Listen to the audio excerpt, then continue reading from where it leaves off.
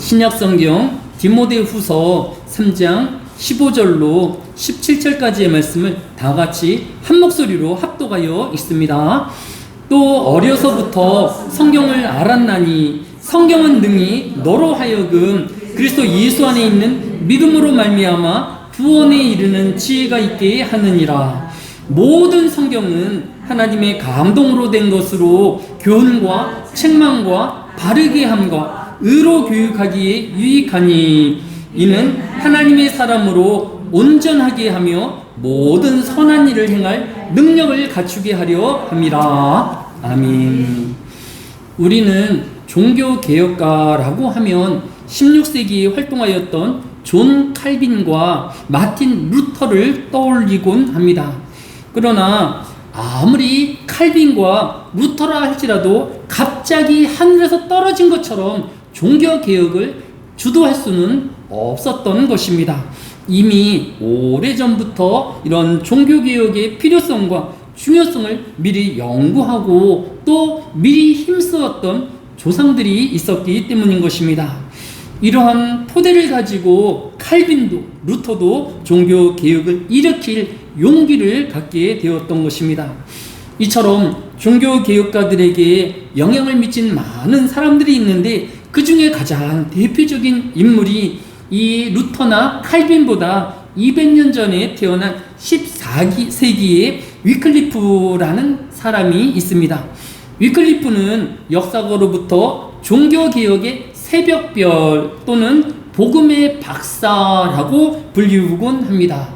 이 위클리프가 남긴 귀중한 연구와 업적은 첫째로 하나님 주권 사상입니다.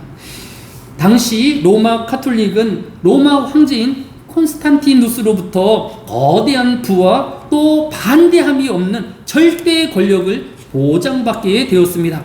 이때로부터 교회는 번질되고 부패하기 시작하였습니다. 그럼에도 교황은 더 이상의 누구의 눈치도 보지 아니하였고 필요한 모든 돈을 막대한 세금과 헌금을 강요함으로써 자신의 부와 또 원하는 것을 이루어갈 수 있었던 것입니다. 또 자신을 반대하는 모든 세력에 대해서는 무자비한 탄압을 가하였고 때로는 이단으로 몰아 화형에 처하기도 하였던 것입니다. 이때 위클리프는 이러한 무지한적인 교황의 권력에 대하여 이것은 그 사람의 것이 아닌 하나님 안에 있을 때만 정당한 권력임을 필요하였던 것입니다.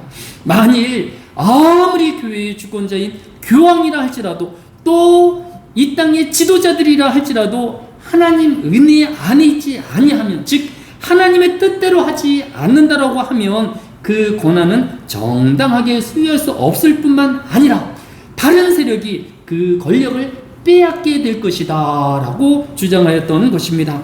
위클리프는 서기 1379년 교황의 권력에 대하여 라는 책에서 교황 제도는 성경적이지도 않고 또 하나님의 뜻도 아니라고 주장하였습니다.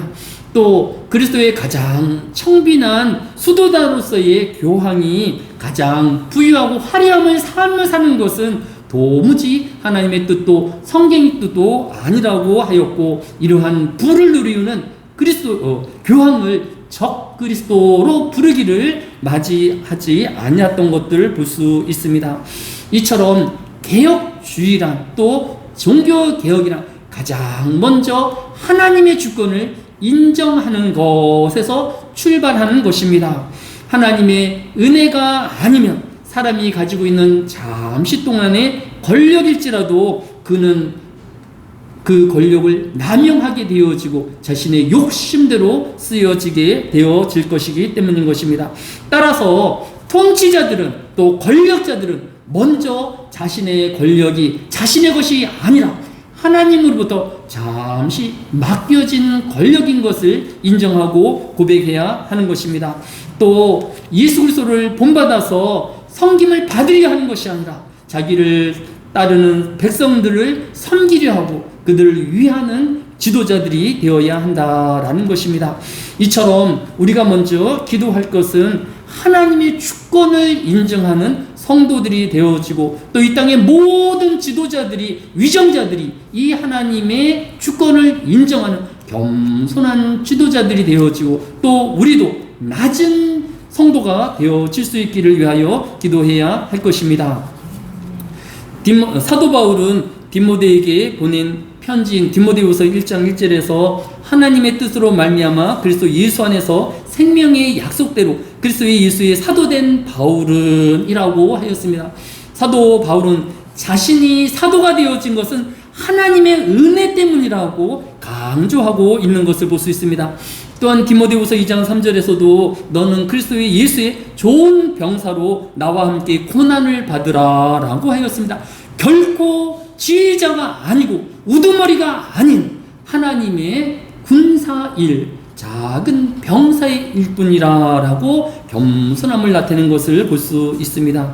따라서 우리가 온 세상의 지도자들이 자신의 권력은 하나님이 거심을 고백하고 인정하들 위하여서 기도하여 주시고 그들이 겸손하게 하나님의 영광을 위하여 또 국민을 위한 정치가들이 되어질 수 있기를 위하여 기도하여 주시기를 원합니다. 또 한 주간 우리가 만나게 되어질 많은 사람들에게 격하게 노를 바랄 것이 아니라 그에게 조금 더 부드럽게 말할 수 있는 또 더 낮은 겸손함으로 그들을 대할 수 있는 저와 여러분이 되어지시기를 예수님의 이름으로 축복합니다. 두 번째로 위클리프의 업적은 성경의 권위를 인정하는 것이었습니다. 위클리프는 성경은 모든 진리의 원천이고 성경의 모든 것은 하나님의 신적인 후연체로 보았던 것입니다.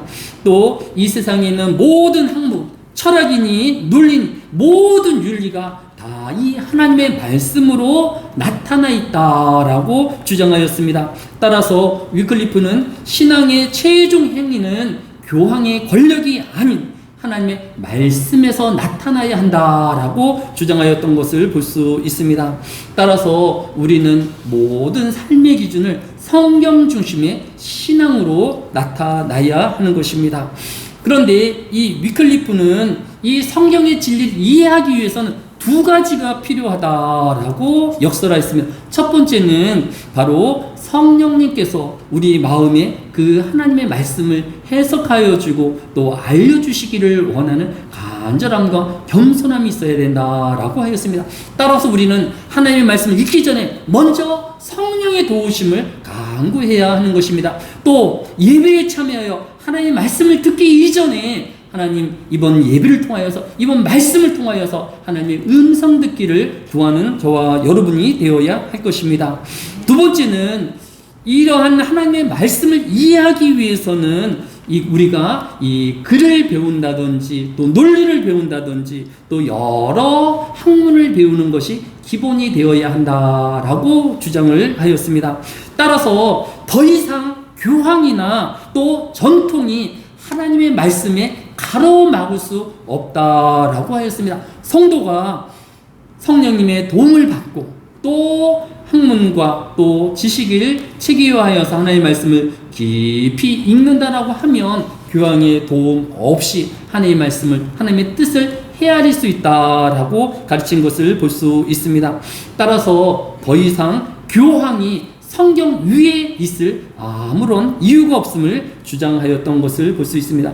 또한 위클리프는 이 라틴으로 되어져 있던 성경이 모국어로 번역되어야 함을 여러 차례 강조하였던 것을 볼 수 있습니다.